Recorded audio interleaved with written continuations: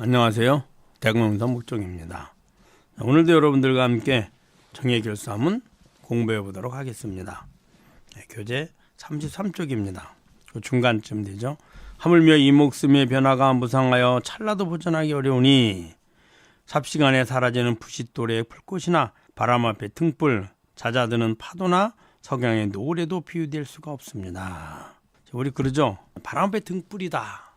이 목숨은 찰나지간에 변화가 합니다. 무상이라는 말은 항상하지 않다는 뜻이에요. 즉 변한다는 뜻입니다. 그래서 이 몸을 보존하려고 아무리 애를 써도 어느 누구도 보존할 수 없습니다. 언젠가는 수명이다 하면 늙고 병들어 죽음에 가죠. 그래서 사라지는 것이 부싯돌의 불꽃. 부싯돌의 불꽃은 그래서 잠시라도 있는 듯하죠. 있는 듯하지만 있지 않습니다.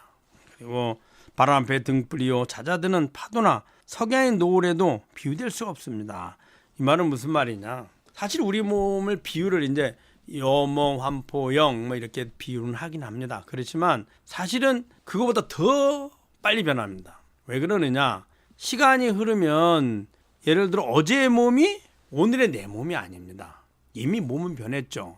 그러면은 어제의 몸이 오늘의 몸으로 변할 때 24시간, 즉 24시, 저녁 12시가 되면 그때 한 번에 변할까요? 아니면 매 순간이 변할까요?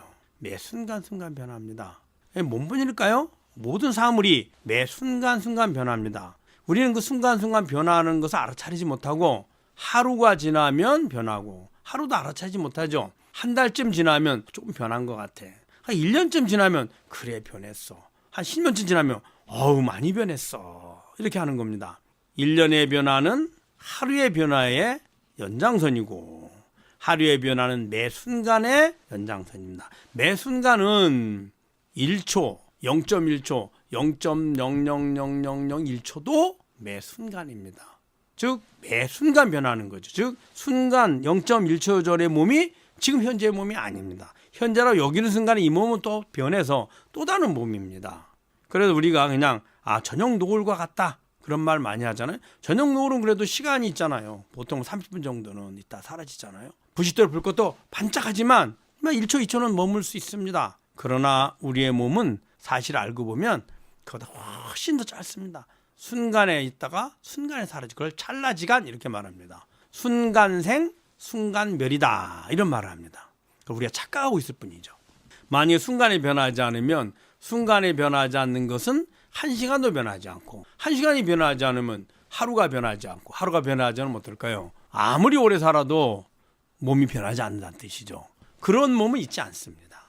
자, 그다음에 볼까요? 회오리 바람처럼 세월은 자기도 모르게 휘몰아쳐 늙음을 재촉하니 회오리 바람 일진 광풍이 불고 나면 모든 것이 쓸려가는 것처럼 우리의 몸은 어느 순간에 늙음이 오고 늙음이 오면 어떨까요?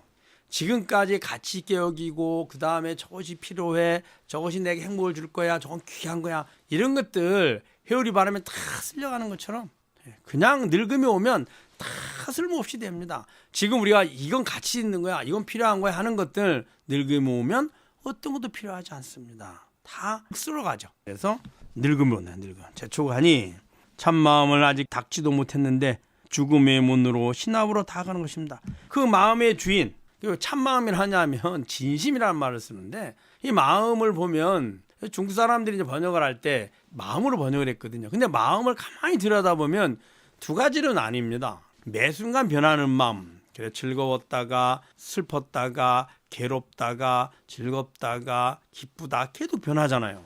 그리고 그 변함을 아는 내가 있죠. 그래서 합쳐서 내 마음이 되는 겁니다. 근데 나는 변하지 않고 마음만 변하잖아요. 그 변하지 않는 마음을 변하지 않는 마음 그걸 뭐라 하냐면 진여심이라 합니다. 그게 납니다. 우리는 그래서 내 마음이라 한 겁니다. 변하는 마음과 변하지 않는 마음이 합쳐져서 마음을 형성하는데 그것을 중생들이 어떻게 표현하느냐? 내 마음. 그래 마음은 변하고 나는 변하지 않죠. 그 변하지 않는 나를 진여심이라 하고 그것을 참마음이라 한 겁니다. 진심.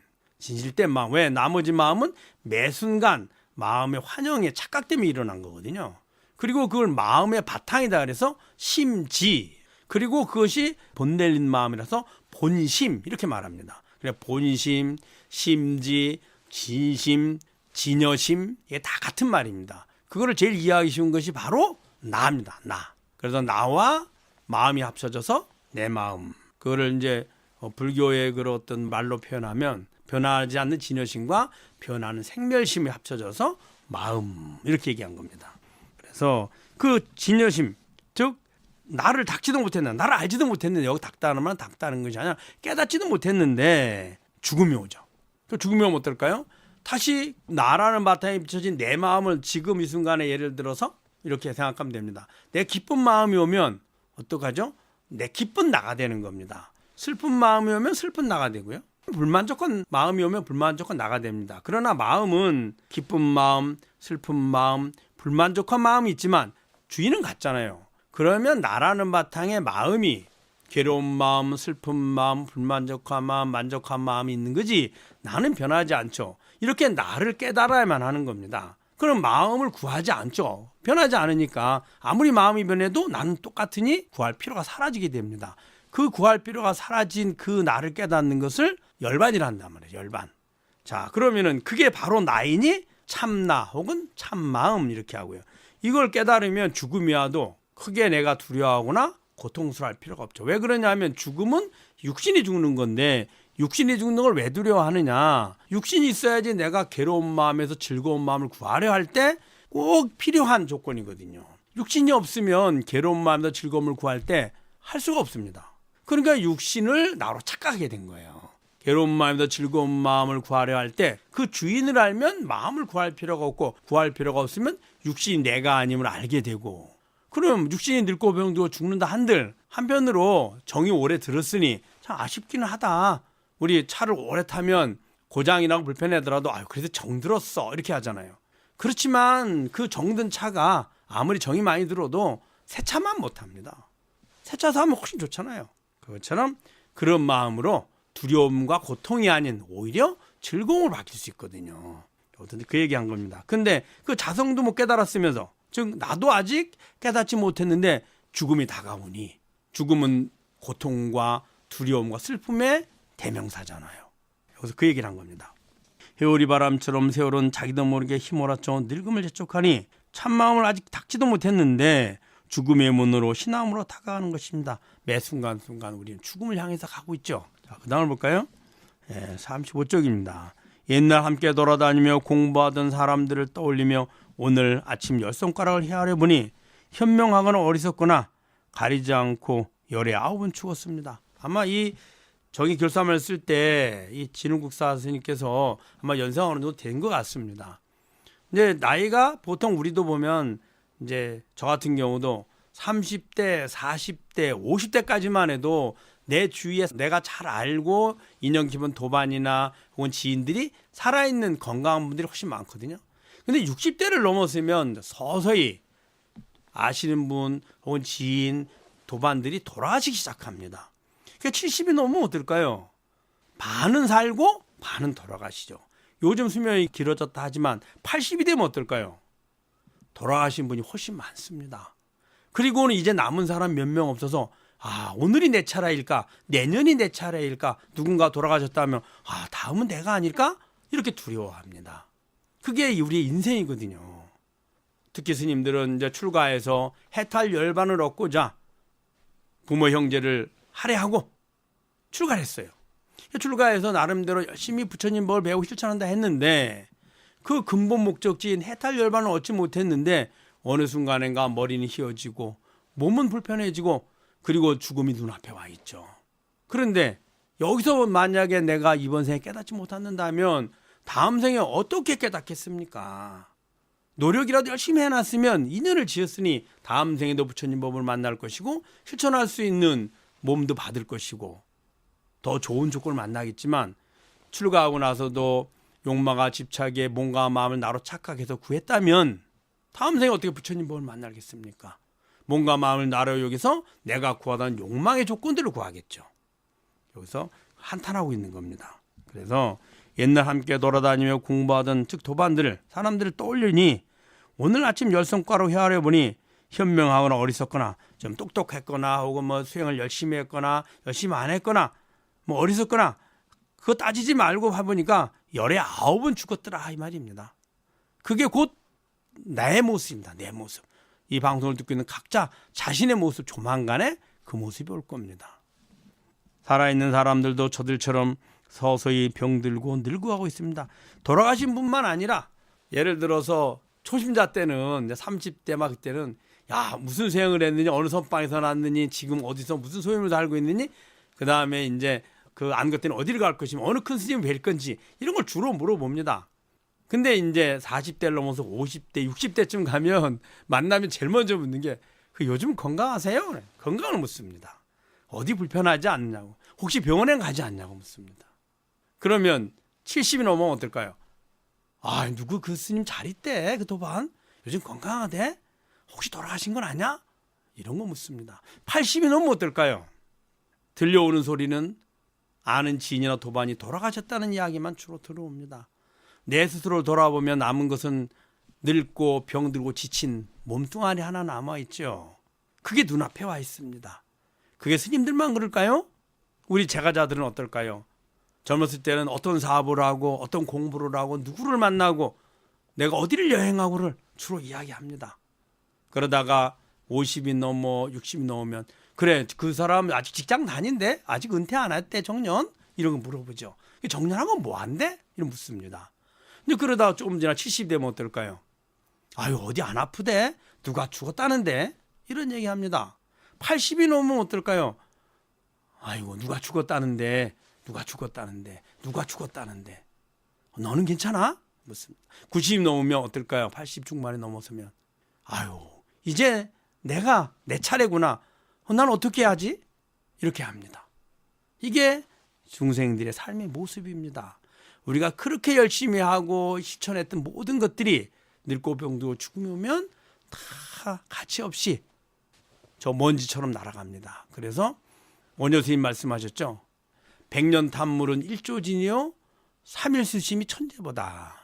100년 동안 구했던 그러한 재물이나 그런 물건들은 요국마의 대상들은 내 것들은 하루아침에 다 먼지가 되고 오직 수행한 그것만이 천년의 법에 계속 나에게 행복을 줄 수 있는 원인이 된다는 거죠. 여기서 이제 그런 얘기입니다. 살아있는 사람들도 저들처럼 죽진 않았지만 남은 사람들도 어디가 아프고 병원에 가고 어디 가서 건강검진하고 무슨 수술하고 이런 얘기예요. 서서히 병들고 늙어가고 있습니다. 자, 그 다음을 볼까요? 그런데 앞으로 살 날이 얼마나 남았다고 마음 nak히는 대로 욕심을 부리고 성령을 질투하며 잘난 척 멋대로 제멋대로 남봉이나 부리고 함부로 놀면서 명예와 이익을 찾느라 헛되이 세월을 보내고 쓸데없는 이야기로 천하를 논하고 있는 것입니까? 지금 남은 시간 별로 없습니다. 그런데 아직도 깨닫지 못하고 죽음이 눈앞에 와 있음에도 아직도 성질을 부리고 내가 원하는 대로 하길 바라고 내가 원하는 걸 더 얻고 싶고 천년만년 살 길하고 죽음은 눈앞에 와 있는데 재물이나 명예를 얻으려고 하고 남을 비난하고 미워하고 증오하고 이렇게 어리석음을 살고 있느냐 말입니다. 재물, 명예, 이익을 위해서 오히려 남은 그 삶마저도 다 소모하는 어리석은 짓을 하지 말라. 또 자신의 어떤 견해로 온갖 천하를 이야기하고 다 아무 쓸데없다 이야기입니다. 그래서 쓸데없는 이야기로 천하를 논하고 있는 거냐, 즉 쓸데없는 허송세월을 보내고 있느냐 이 말입니다. 또한 계율을 지킨 공덕도 없으면도 대수롭지 않게 신도의 시주물품과 공양을 받고는 부끄러움도 없으니 이 말은 이제 수행자들이죠. 수행을 제대로 못했다면 부처님의 가르침을 열심히 배우고 실천해서 계율을 지키고 또 나아가서는 보살행이라도 실천해서 공덕이라도 쌓고 내가 깨닫지는 못했지만 내가 배운 만큼 부처님의 가르침을 전법을 해야 합니다. 스님들이 수행자들이 직접 농사져서 식량을 만들지 않고요. 직접 옷을 짜입지도 않습니다. 다 신도님들이 그 귀한 보시를 하게 되고 그 보시한 물건이나 보시금을 통해서 우리는 의식주 생활을 영위하게 되죠.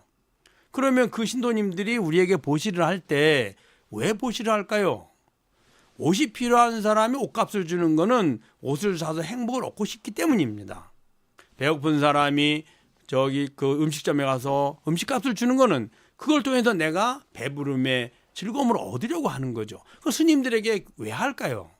지금의 자신들이 처한 고통과 그 다음에 늙고 병듦의 죽음의 고통으로부터 벗어나는 길을 가르쳐 주십시오. 그래서 저는 지금 세속의 삶을 사니 그렇게 전념을 할 수 없으니 스님들께서 열심히 해서 다음에 저에게도 늙고 병들고 죽음의 고통에서 벗어나는 길을 가르쳐주고 이끌어 주십시오 라고 보시한 겁니다.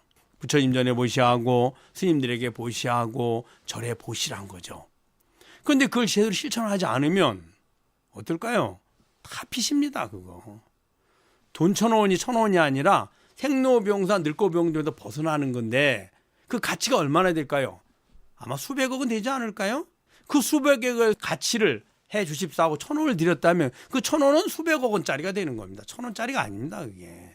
그런 마음으로 지극한 신심과 원력으로 보시를 했고 그 공덕으로 우리가 함께 먹고 살고 이 삶을 유지하는데 부처님의 가르침을 바르게 실천하지 않았다면 그 빚을 온전히 본인이 갚아야죠.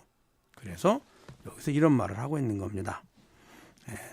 그래서 또한 계율을 지킨 공덕도 없으면서 대도롭지 않게 신도의 시주물품과 공양을 받고는 부끄러움도 없으니 이와 같은 허물이 한량없는데도 이를 덮어 감출 수 있겠습니까? 어찌 애통해야 하지 않겠습니까? 라고 한 겁니다.